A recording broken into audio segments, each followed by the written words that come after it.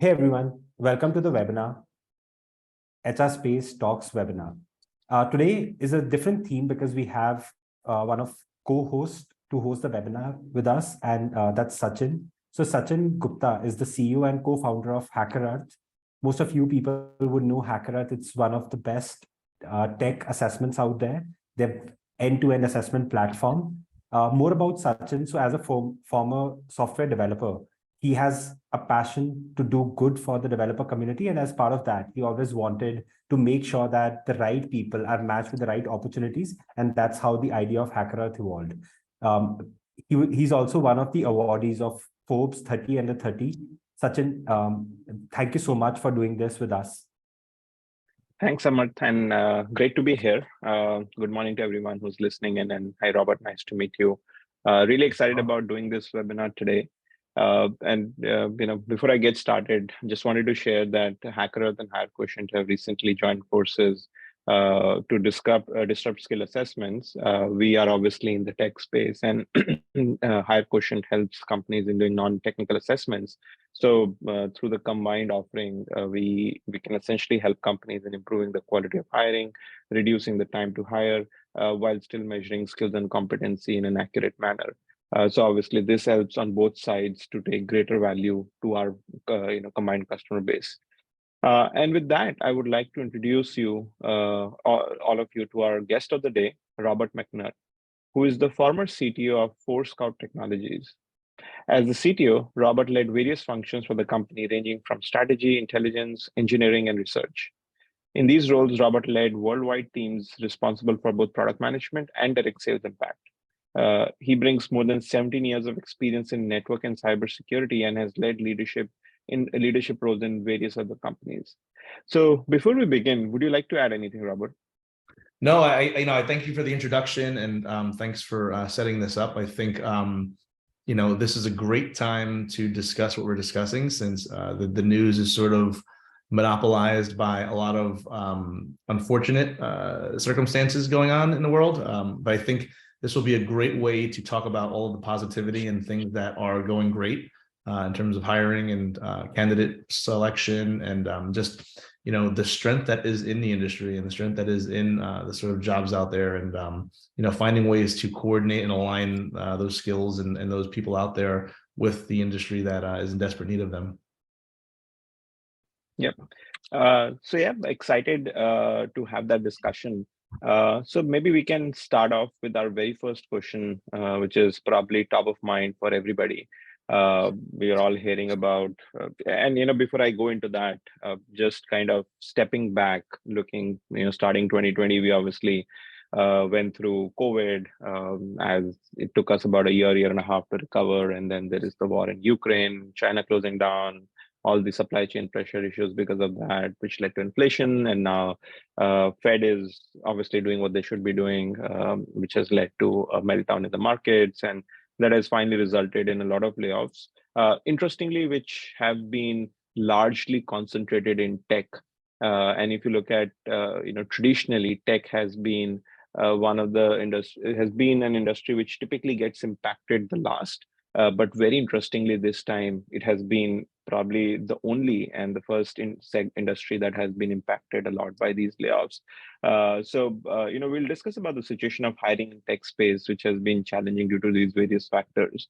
According to layoffs.fi, over 250,000 tech employees were let go from 1,400 plus companies in 2022 and 23, and I'm assuming this number would continue to rise, hopefully not too steeply. These layoffs have raised questions about the factors driving them, particularly in anticipation of an economic downturn. So, Robert, do you believe that cost-cutting measures are primarily driving these layoffs, or what's at the core of what's happening today? It's a combination of multiple factors, right? I mean, certainly the economic downturn adds pressure to a lot of companies to perform, right? And in the expectation of the tech industry, there is this thought that companies either need to be growing at a rapid pace or they need to be profitable.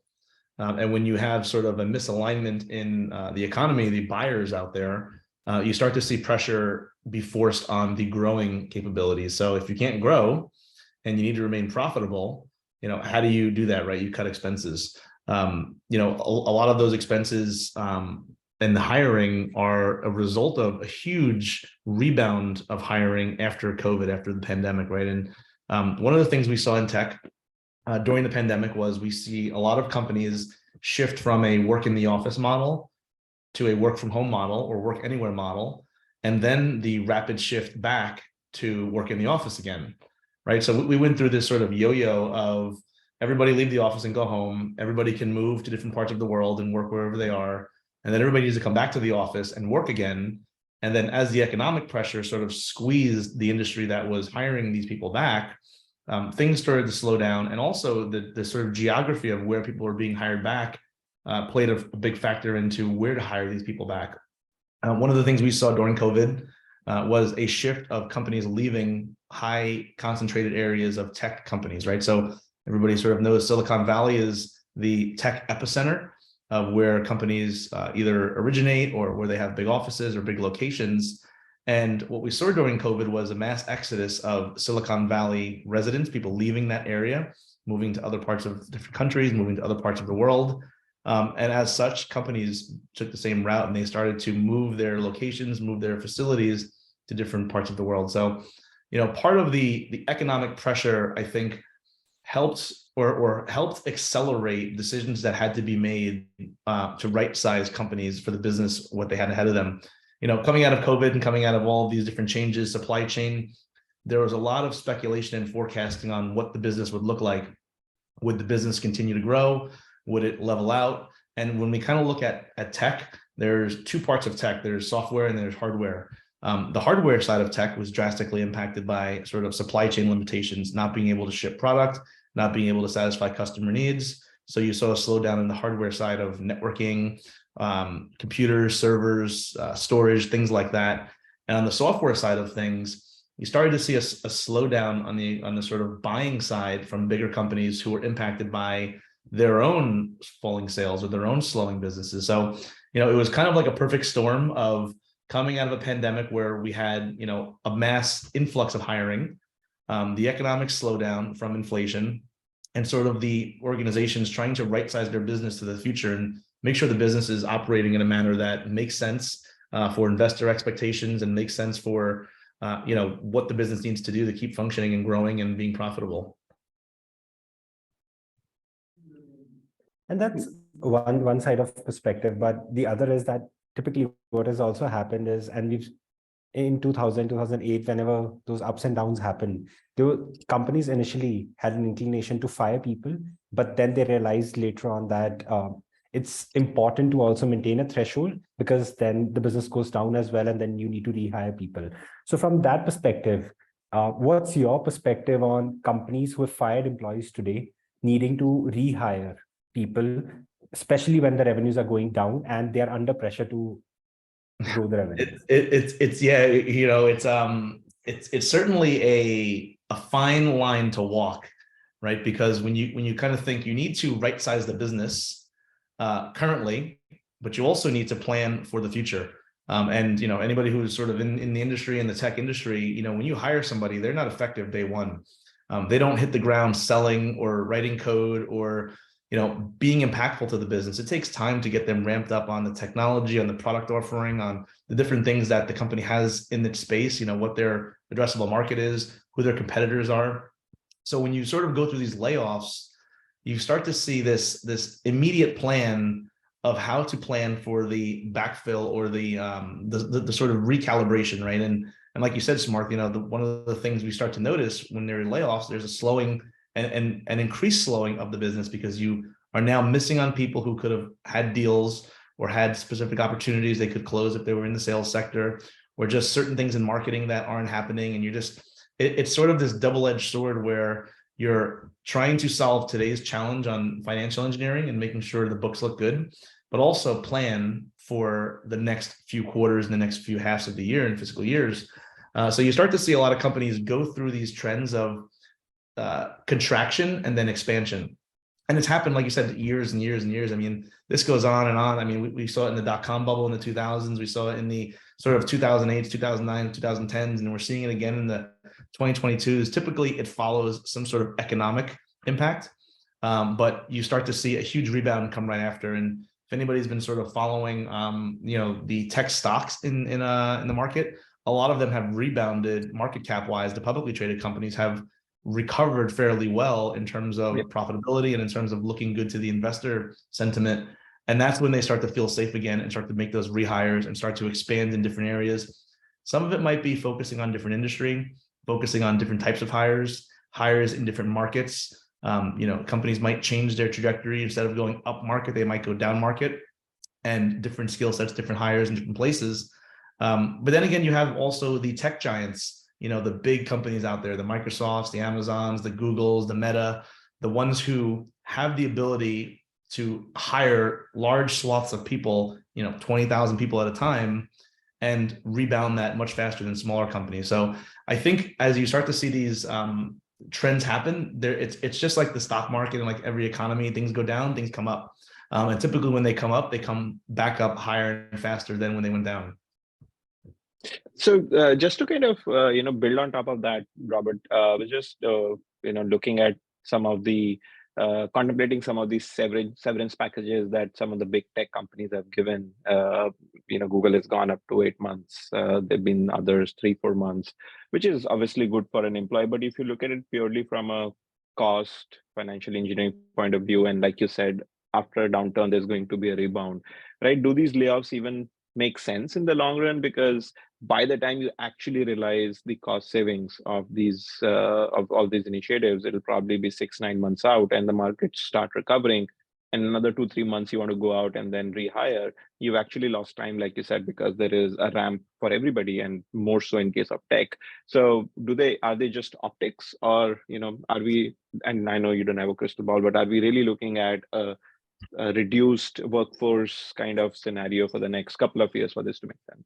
I think a lot of it is lending itself to ensuring that the investors are happy with the forward trajectory of the company, right? Your annual operating plan needs to look sound, right? You obviously, for most companies, operating at a loss used to be very popular in tech, but there's a lot of scrutiny and pressure to operate in a direction of being cash flow positive, or at least being profitable, or grow, right? And like I mentioned earlier, you could either be growing or you could be profitable, but you can't be none of those, right? So what you start to see is, like to your point, these severance packages, they come off the balance sheets or the money that's already in the bank for these companies, right? Because that's typically paid out in a lump sum, and they exit the company.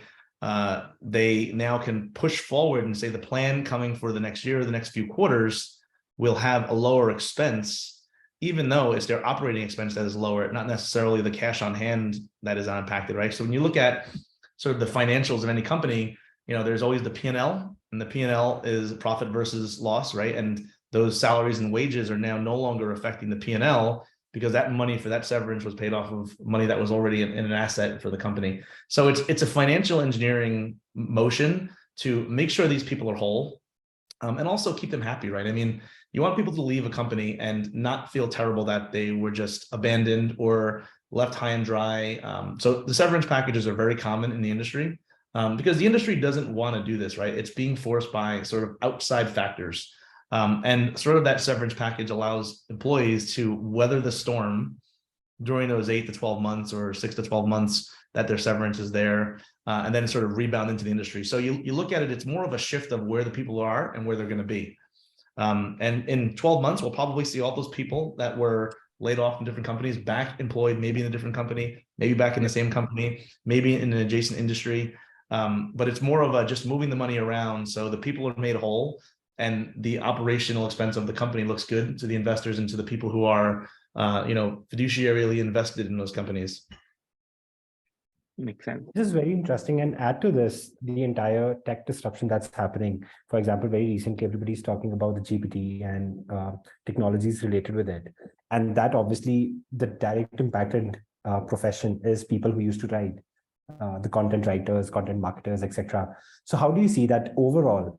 The economic downturn has anyways put people off the jobs. That's one.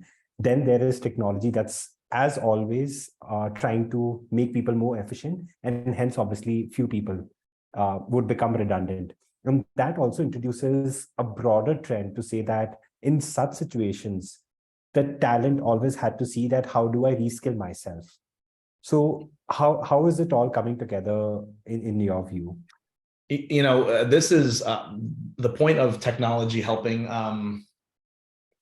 organizations depend less on people.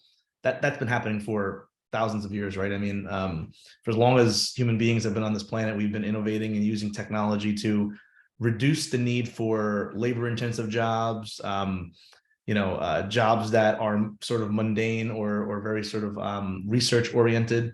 I certainly think for most companies, the usage of automated tools like ChatGPT, I mean, this is obviously a popular one. I mean, everywhere you go on the internet, there's somebody who's trying to embed, a chat bot or an artificial intelligence-based chat interface into their product, whether it fits or doesn't fit. Everybody's trying to package it in there. I spend a lot of time reading just companies who are trying to market themselves as using some of the functionality of ChatGPT just because it's hot, right? And what do marketing teams do? They try to attach themselves to whatever's hot. I 100% believe that there are going to be jobs that will be replaced by platforms like ChatGPT or just AI-based platforms like what it can do. Right? I mean, for example, you take research assistants, clerical roles, right, where their job is to comb through lots and lots of archived data or historical information and summarize or come up with some kind of common thread. I mean, those are things that technology is perfectly there to replace those jobs. But as we see with every sort of, modernization or scenario where somebody's job is eliminated, we probably see 5 more jobs get created, right? Let's take an example. We had people shoveling coal into coal power plants many, many years ago, right? And this is still a thing going on, but we also have a new job of people installing windmills and servicing windmills and installing solar panels. And, there's always a different type of job that gets created with the replacement of another job. And the good thing is we're starting to see that the jobs that are labor intensive or the ones that we don't want to pay a lot of money for people to do are being replaced by technology, which means that the jobs that we really need people to do, more skilled people, can get paid a little more and can help stimulate the economy a little more and put more cash in those people's pockets to pump back into the economy and pump back into the industry and live a better life, right? So, we've sort of seen over the years, people used to dig holes and dig trenches and lay blocks themselves, and we've seen heavy equipment come into place, and that heavy equipment makes that job more efficient, makes it cost less. And those skilled people now need to shift into another industry, maybe operating that equipment or operating something else or moving into a different role. And we see this through attrition and retirement. People will, stop doing sort of the older job and their children will do the sort of newer version of the job or the job that might be superficial to something that is augmented by technology.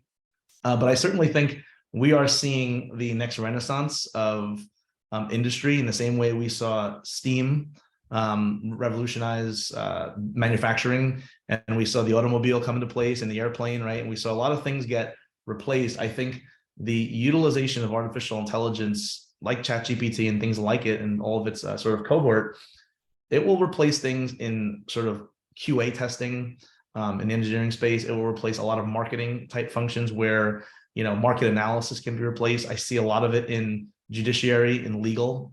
You'll start to see a lot of research assistants become diminished. Maybe in medical and healthcare and research, a lot of that long-term analysis will be replaced by some of AI. I have friends and family in the medical field, and they tell me all the time how they're using artificial intelligence to do testing in labs to sort of shorten the time it takes to evaluate something. And I certainly see it in the tech industry, right? I mean, I've used ChatGPT. You can ask it to write you a program, write code. I mean, it is impressive what it can do. Now, it doesn't mean it's going to replace people. It might mean that we'll need less people to do a similar function.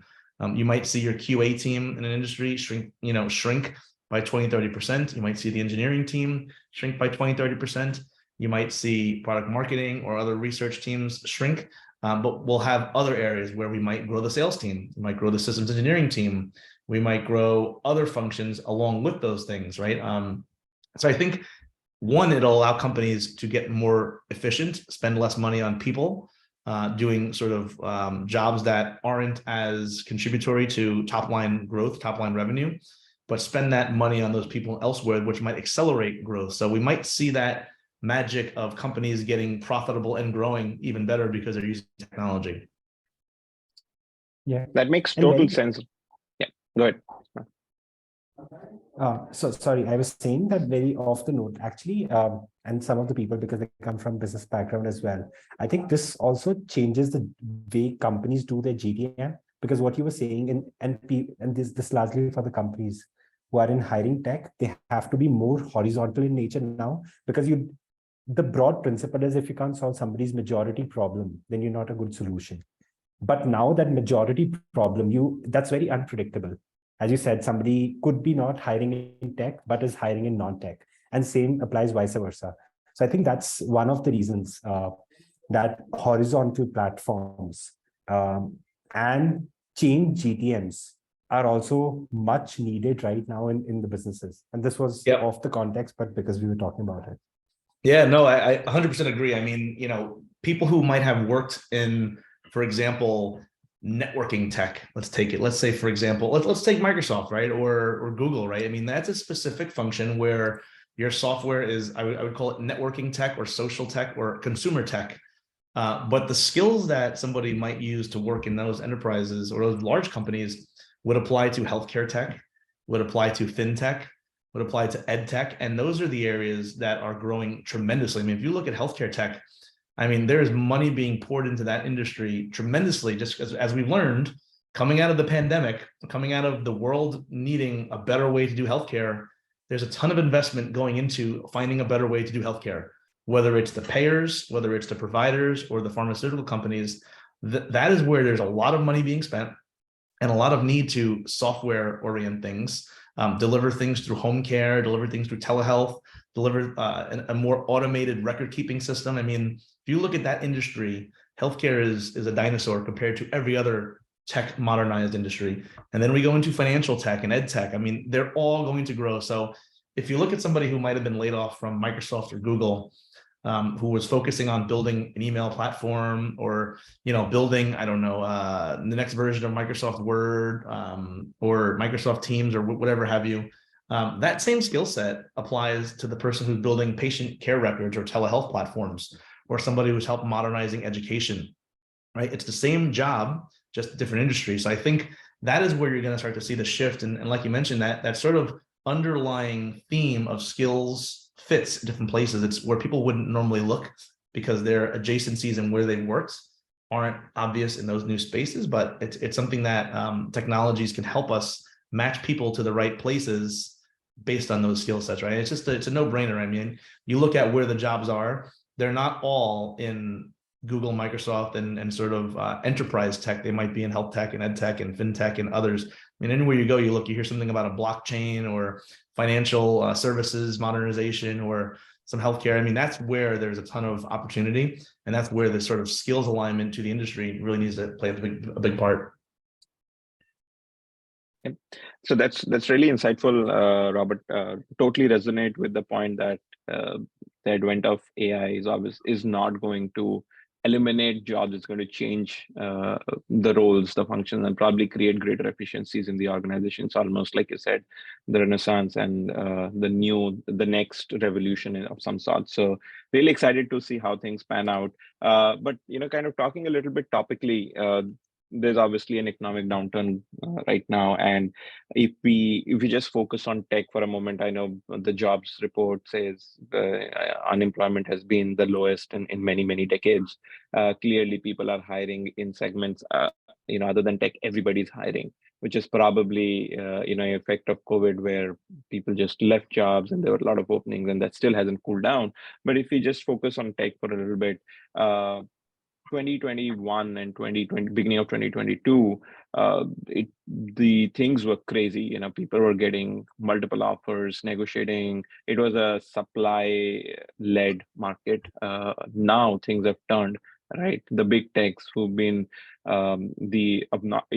exorbitant payers are not hiring. People are probably not looking for a lot many changes in their jobs. So how does hiring change when probably things move from a supply-led market to a demand-led market, and if that's even true, right? So how do the processes change? What things should people keep in mind while evaluating and hiring candidates? Yeah, your point exactly. I think there was a desperate need for a correction.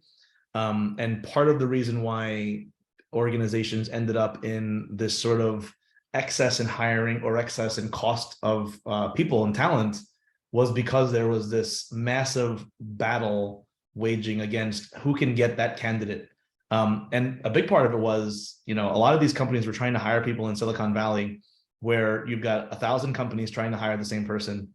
And that person had bargaining power, right? They had the ability to go and say, I can look for the best offer at the best company and get paid far above what my job actually should be paid. I think we're going to see in the industry a normalization on what the comp packages look like, what the sort of right size fit for people looks like. I mean, I've heard stories of people getting money from Google and Microsoft that was, senior executive money or CEO money, right? And it's just not sustainable. And the challenge is when you start to set that trend in motion, it's hard to turn that train around or turn that trend around without upsetting a ton of people and upsetting the market, right? And there's standardizations and standard fits for the jobs and what you pay a job, right? In the same way when we hire people, we pay different roles inside of a company, different amounts of money. And the same way different industries pay people a different amount of money for the job based on how their contribution is to the overall profitability. In the sort of tech hiring, like you were describing, it was skewed tremendously in a way that needed to be corrected and needed to be normalized. Now, that doesn't mean that we're going to pay everybody half or less or for the same job. I think what it means, there's going to be more calculated hiring and where they're hiring, right? And a lot of that was because the hires were in high cost of living areas, where you already had a benchmark of this particular role in a particular region needs to pay a lot more. I know personally that a lot of organizations are looking at hiring in different parts of the world, moving sort of centers of excellence or engineering into different markets that aren't as high paid. I think you're going to see a lot less hiring in Silicon Valley. You're going to see a lot more hiring in up and coming areas, Texas, Kansas City, Florida. You're going to see a lot more in the middle of the United States, maybe some in Canada. And then a huge sort of Eastern Europe centralization, right? You're going to start to see a lot more investment in areas inside of maybe Germany, inside of Romania, inside of Netherlands, where the cost of living isn't as high, but the talents might be equal to or exceed what you would get in Silicon Valley. So I think it's more of a geographical shift per se. But I think for the people who are in those unfortunate positions of being unemployed and living in those areas, it's going to be tough, right? Because, getting sort of reversing the decision that was made to live in a high cost area under the assumption that that job will always pay that amount of money. Sometimes things change. I mean, sometimes things, go differently, right? And those particular jobs are cheaper to outsource or go to some other parts of the country or other countries. And that's just the reality. I mean, we've seen that reality come with manufacturing. We've seen that reality come with service or in industries where organizations will move large chunks of the business out of an area that's very expensive, right? We've seen it in the US, we've seen it in other parts of the world where we can move particular product manufacturing or engineering or development or services to lower cost parts of the world and stay profitable and stay growing. And we're seeing that now with sort of the tech industry, where the high expensive area where we got talent isn't the only place we can find talent. We can find talent in other areas. I think it's going to be one of those things where people have to assess their sort of needs on if living in a high expense cost area is worthwhile, not having the sort of high paid job, right? Or being able to get the income to fund that sort of living in that high cost area. And, those are things that will also play a part into the housing markets and those areas where, why is it high cost? Can we get these things under control? And, part of it is the housing market and other economic things that make those areas higher cost. And that only worked for so long, right? Because once you move the people, the talent, and the desire to another part of the world, it becomes high cost also. So this is a game that's been going on forever. We see it every couple of years that things shift around, and it'll keep shifting, right? And people will have to shift. You will start to see, populations shift to different areas based on where the jobs are and where the lower cost of living is. And Robert, how do you see this from the talent perspective, in the context that the one thing that you mentioned is the companies have to be very calculated in terms of how they hire, and that's not just in terms of number of people they hire, but also the quality of hires. And I know that over the last few months, we've been discussing to say that, hey, the skill-based hiring is picking up, and that's one big thing that all the companies, irrespective tech or healthcare, are discussing across all the verticals. So how do you see that plan out from the talent perspective, and specifically in the context of that geographical shift? I think there's two things at play here, right? There is work from anywhere, which has played a huge part. You can find talent almost anywhere in the world, right? And you can find almost equal talent anywhere in the world. Finding somebody to do a specific job, that's almost unilateral. You can find that person in almost every corner of the planet. And the supply and demand challenge that we had, where we were looking for a specific finite amount of people, where the demand was very high, let's call it Silicon Valley, everybody was looking for the same person in a small area, which drove up the costs. Now you've got other areas. You've got areas like Spain, for example, which has a huge growing sort of tech skilled workforce. That is going to be an area where the cost of living is significantly lower. And with the fact that you can have a global team working in different regions, different parts of the world, you can now hire somebody there and hire maybe 3 people, right, for the same price you might have paid that one person. So I think this is where you might start to see the sort of the trend change to for companies being more geographically distributed, because we don't need big buildings, big offices, big footprints, expensive locations to hire people. So I think, in terms of the talent shift and the geography shift, I think we'll see companies spend more resources on specific jobs to look for them where the sort of talent pool is equal to in lower cost areas, right? I think that's just going to be the reality, where you can get that same talent and not pay as much and not spend as much for a facility and utilize things like work from anywhere.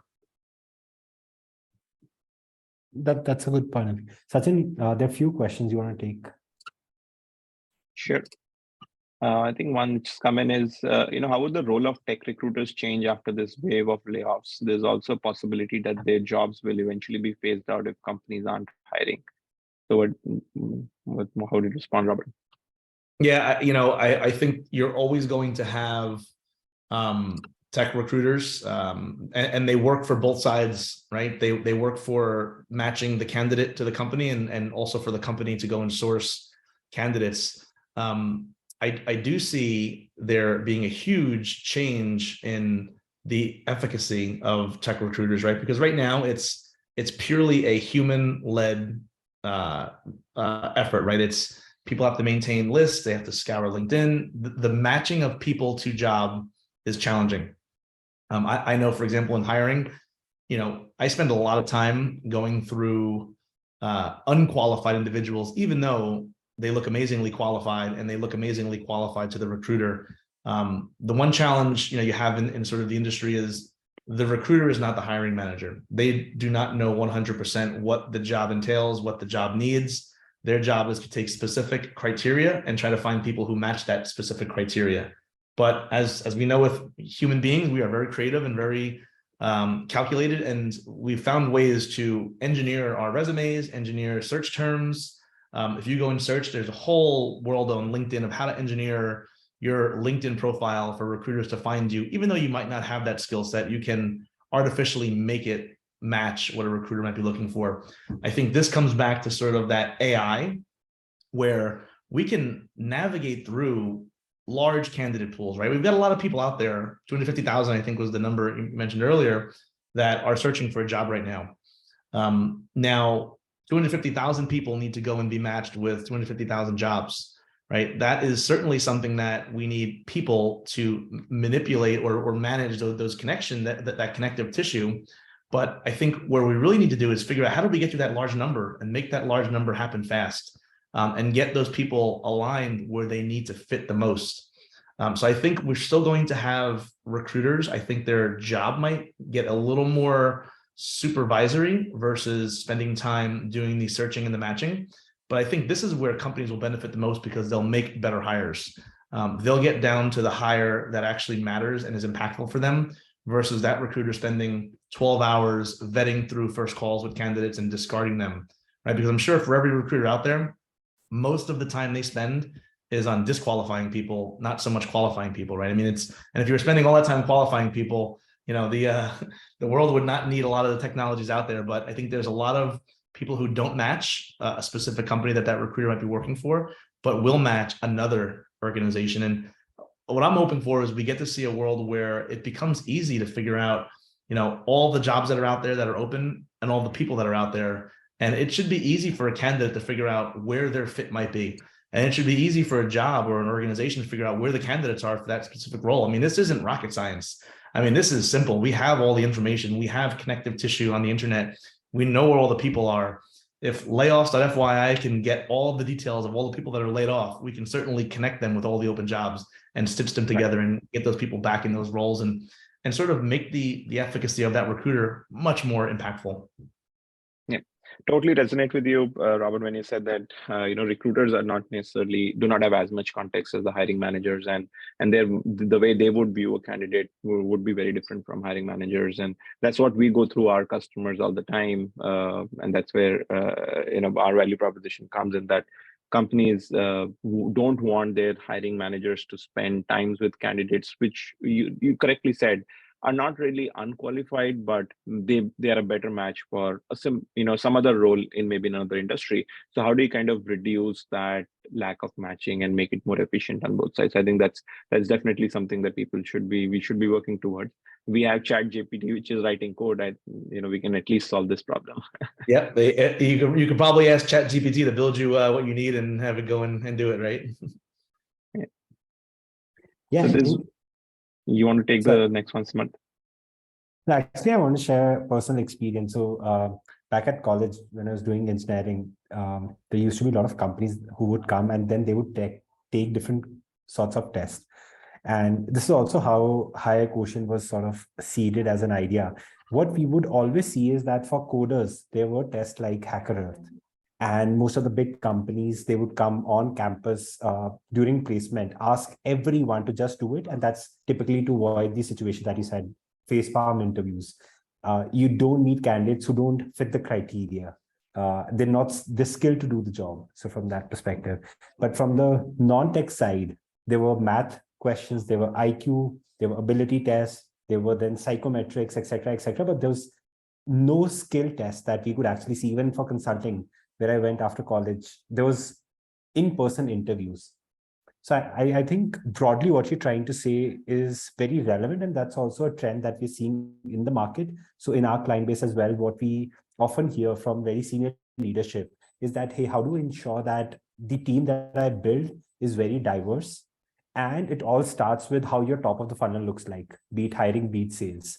And that is where you need to set the things right. And HackerEarth has done it amazingly well for all the tech roles. And we are on the same part to say that, hey, how can we create a similar impact in our space? Sachin, you were taking the next question, buddy. I just wanted to add one comment in there, and it's important, I think, for the industry and people who are not maybe as involved in sort of the organizational planning.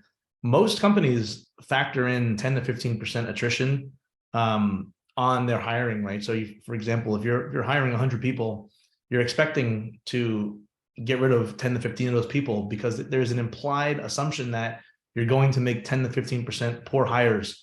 And a lot of those poor hires are made because they're made in a hurry. A lot of times people hire people just to fill a headcount or to get somebody's job, somebody in that role. And unfortunately, you might expect it doesn't work out and they have to then remove that person, hire somebody new. But the impact of that churn, of that 10 to 15% not being impactful for maybe a year, not contributing to either top line or any kind of development or any kind of contribution to your organization is an expense, right? And there's a hidden expense behind that because there's severance expenses, there's talent search expenses. So when you think about that 10 to 15% of just the attrition, pad on another 5% in there. If we can get rid of that and get that down to a 3% number, that assume that only 3% of the hires are going to be bad hires, then you can reduce the churn, make the company more efficient, and target the right people and remove this whole kind of concept of we need to make these huge hires and these huge layoffs because we're correcting decisions that were made that weren't made in the right confidence, right? I think that is something that the industry can get to also by making sure we're hiring the right people, right? That's just a simple thing. Right. If you need 20 people and hire 20 people that you're gonna need, right? Don't just hire 20 people and assume you need to hire 2 more after you got through the 20 and keep doing it again and again, because that's why we start to see these constant layoffs and this constant shift. And also it'll put the power in the people's hands a little bit more to go and find jobs that fit who they are, not what they need, right? What they need for a job. I think it'll balance the sort of equation a little bit. Yep, absolutely, Robert. And to your point, I've seen firsthand that organizations, or rather hiring managers, take a short-sighted decision to just fill a role at that point in time because they need to get it done, even though at the back of their mind they know maybe 10-20% are not going to work out. They just overlook the cost of trying to ramp the person that's not working out and rehiring, right? We often underestimate that significantly. In my mind, you're better off waiting another month or maybe month and a half, but get the right person in than waste 6 months of a wrong hire. Yeah. So we have one more question. It's from Casey. We were seeing annual talent growth rates of 30 to 50% in these companies that traditionally have 5 to 7%. Everyone knew that was unsustainable. Now we are seeing these companies just getting back to the normal growth rate, but that is taking a toll on employees. What would be new ways for them to find jobs? How long before all of this gets settled down? I can answer a little bit on that one. Right now the industry depends on recruiters to map those unemployed to the open roles. LinkedIn has been probably the most unified platform I've seen that can be a single place where people who are employed or looking for work can go to and find real jobs, right? Especially in the industry we're talking about here. I mean, we're looking for, real, 6-figure paying jobs, right? Like high-end salaries and real important roles.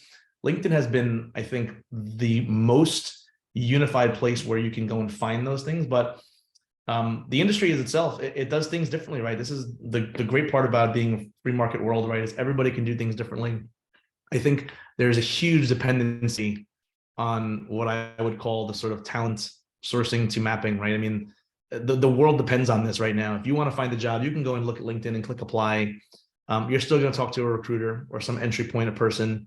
And that's probably less than 3% of the jobs that are available in the given industry.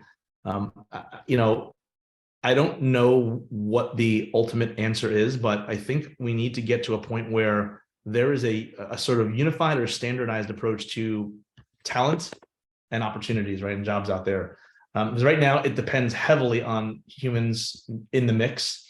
And those humans in the mix are prone to errors or prone to being overworked. And sometimes those humans are the recruiters who are impacted by layoffs. So we might have this adverse effect where we have so many people looking for a job and so many jobs open, but not enough people to connect the dots. Obviously, the right answer here is we can use technology.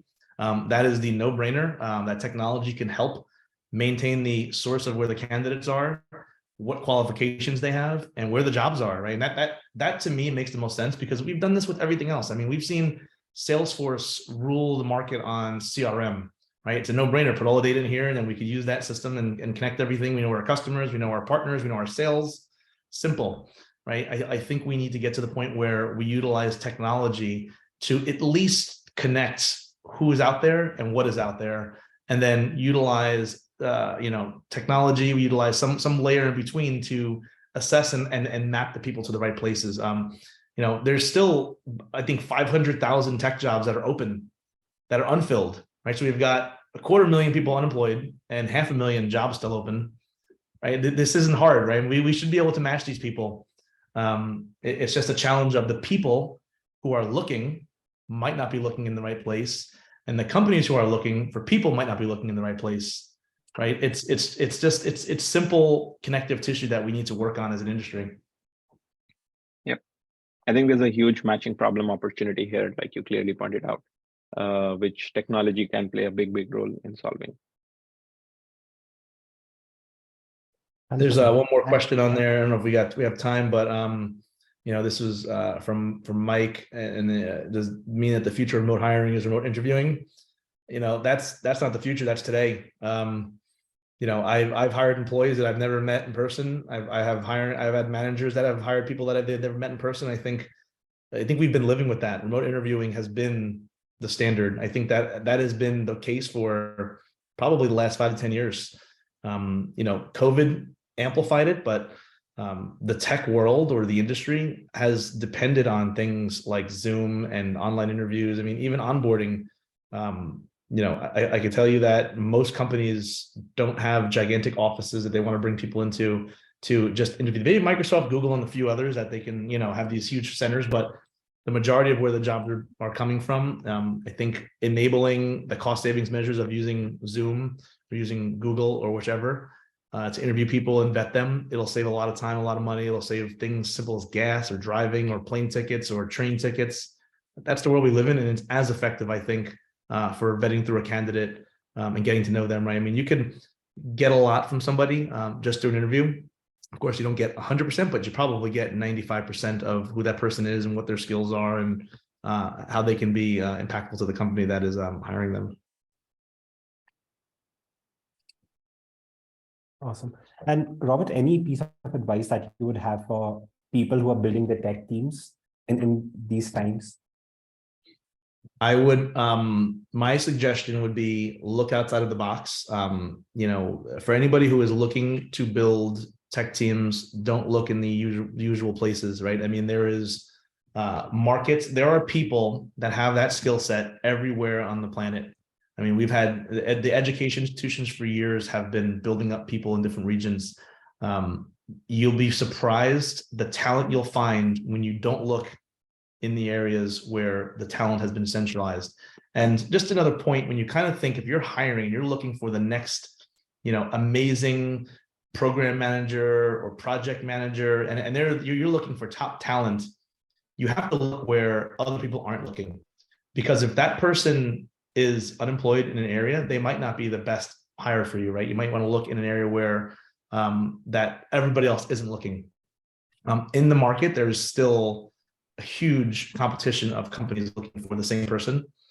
Look other places, look in other markets, look at up and coming regions, look in regions where there isn't a huge burden on cost of living. I think that is going to be the defining factor of where you find top talent and top talent that you can retain and talent that you can afford without it being an expense killer. But just a double click on this, Robert, wouldn't that essentially what we're suggesting people is going very broad with their search, because that's when they can look into atypical pools, and going broad with the search with limited teams, that puts there's 100%. Some mismatch. There needs to be, I mean, we can't go back to the world of hiring 1,000 physical recruiters. Technology needs to play a huge part here, right? It needs to be that candidate mapping needs to be critical, right? I mean, for example, if you go on LinkedIn and you could search for candidates, you can pick geographical areas, and people pick Silicon Valley, New York metro area. They pick the usual suspects, but there might be somebody in Kansas City, Missouri, or somewhere in Wyoming that is 10 times better than the candidates that are available in Silicon Valley or New York City area. I think this is where technology can help us find those people, because you might be so overwhelmed with the numbers of people that are available in New York City or Silicon Valley that you won't find number 68 on the list who lives in Wyoming. Right? You're not sorting, you're sorting usually by quantity or by where they are. And a lot of the challenges recruiters have is they can't get through every candidate. They can't speak to every person. So you might not get to the most qualified person or the best person or the person who's going to be the most impactful. You might not get to them. It's time and money, right? And organizations don't want to spend thousands of hours per recruit to get to the right one. They want to get that person fast. They want to get them for low cost, and they want to get them hitting the ground running and hope that they are the best fit.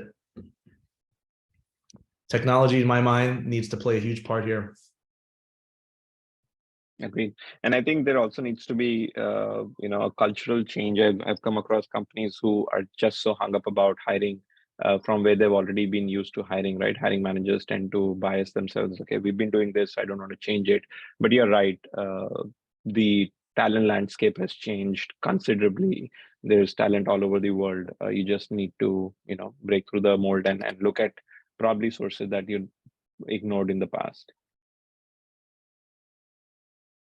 There's one more question. I'm not sure if we would have data to comment on it, but I'll just read it out from Victoria. Any DEI research in context with recent layoffs, did people of color or women got affected more in this economic downturn? I certainly don't have specifics on demographics. I would imagine that organizations who are doing these layoffs are doing them based on the company need. There would be no bias or implied bias. I think that is something that we have to at least expect from these companies, or they're doing their part to make sure that they are not inadvertently targeting a specific protected class or particular group of people. But we don't have the specifics, or I don't have that handy on that. But the one challenge that the industry has is there historically has not been a large number of people of color or women in the tech in a tech workforce, right? I mean, it's been primarily dominated by males for a long time. Only recently we've started to see that grow and grow and grow and grow. So if you look at maybe the per capita, I would think it would not be as skewed as other industries who do layoffs. But to me, that there's certainly a huge opportunity to diversify the workforce tremendously, right? And that is something that a lot of companies are doing. I know personally, it was one of my main objectives was to diversify all the teams that I had.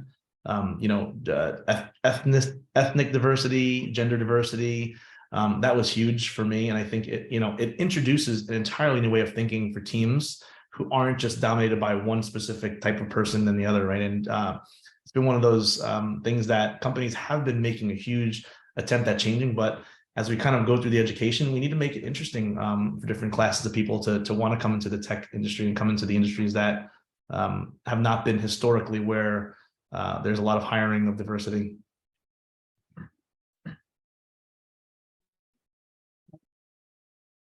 I think we're almost time. And thank you so much, Robert, for doing this for us. And thank you so much, Sachin, for joining. It was awesome to co-host it with you. Any last thoughts, Robert, Sachin?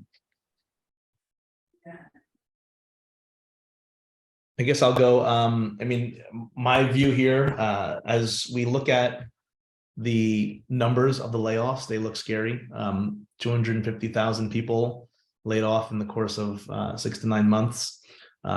Those are big numbers. But as we probably have all seen and saw, that the jobs numbers are still getting better, right? So while the tech layoffs are the big, bright, blinking topic for everybody in the tech industry, the rest of the industry is still booming, and there's still a lot of jobs that were in the tech industry that are now no longer employed that fit to other industries where there is a lot of growth.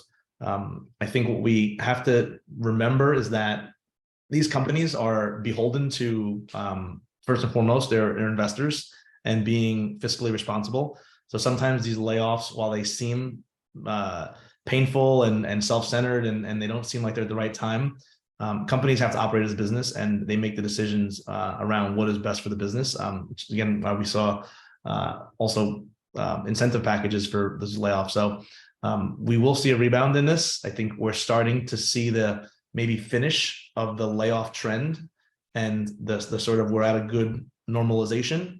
But we need the economy to come back to regular as well. We need inflation to slow. We need a lot of other things to fall in line to make sure that these tech rehires can come back with a boom and make sure they stay rehired. Yep. And just to add to that, Robert, first of all, completely agree with that. And like you said, these are decisions that have been made, keeping the fiscal longevity of the company. And as a business, you got to do what you got to do. For obviously people who've been impacted, it's not an easy time, but like you said, every cycle has an up and a down and an up. So there is going to be a rebound, and there is a redistribution of workers that's taking place in the tech industry, at least.